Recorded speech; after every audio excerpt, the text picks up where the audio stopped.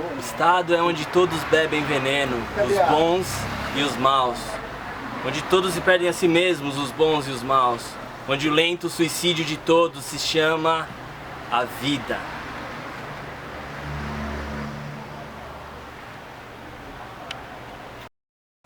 Olá, seja muito, mas muito bem-vindo à primeiríssima entrevista do Contracapa. Ele tem 25 anos e fez dos livros mais do que um trabalho, fez dos livros a sua vida. E ele acredita que vocês, crianças, precisam curtir mais a sua cidade. Nick Turri, como vai, meu velho? Tudo bem. Tudo bem? Primeira pergunta. Turri é sobrenome ou é apelido? É meu sobrenome. É seu sobrenome? É. Eu achava que era apelido. Não. É que é um nome muito feio. Então parece um apelido mesmo. Decidiu fazer uso da feiura. É. Tá certo. Hoje falaremos de O Lobo da Steppe, obra do escritor alemão Hermann Hesse. Considera-se um lobo da steppe, Nick? Que pergunta, hein, cara? Com certeza, sim. Sim. Sim. Mas no próprio livro, depois que alguém lê o livro Um Lobo da Steppe, você acaba descobrindo que existem estágios de ser um lobo da steppe, né? Quando eu comecei a ler o livro eu era um, e ao final do livro, de repente, eu já me vi outro. A literatura de fato te tornou outra pessoa? Ou botou pra fora uma pessoa que existia e você não sabia? Olha, me esclareceu bastante coisa, me abriu os olhos para muita coisa. Sim, me mudou bastante, no geral. Era uma vez um certo Harry, andava em duas pernas. Era uma vez um certo Nick.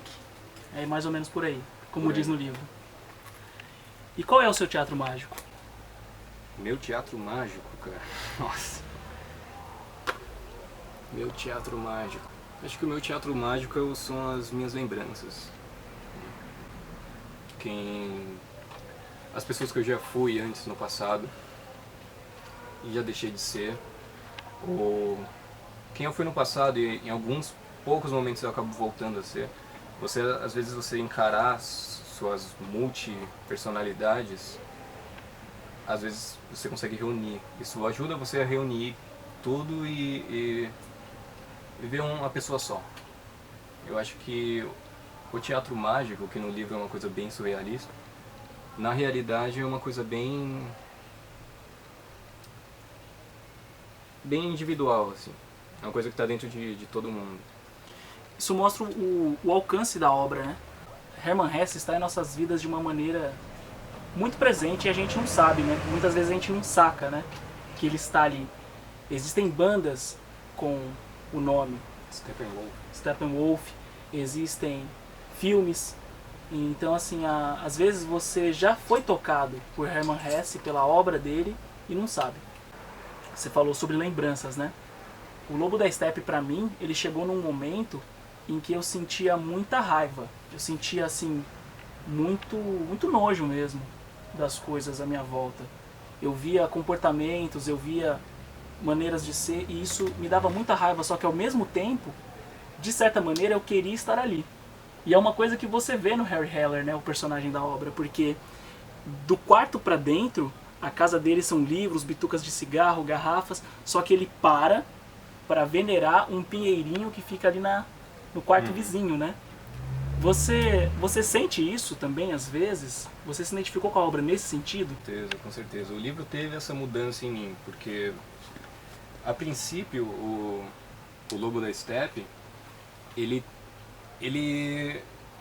desde a juventude, desde quando ele estava na nossa idade, lendo, aprendendo, sabe, aquela fome de viver,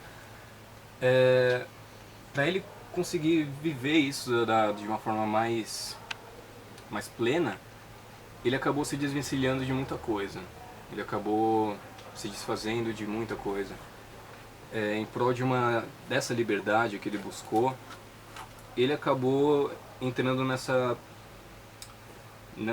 trajetória de solidão, de ser recluso, de ser antissocial. E depois de um tempo, ele mesmo percebe que isso foi meio que a maldição dele. E você se sente assim?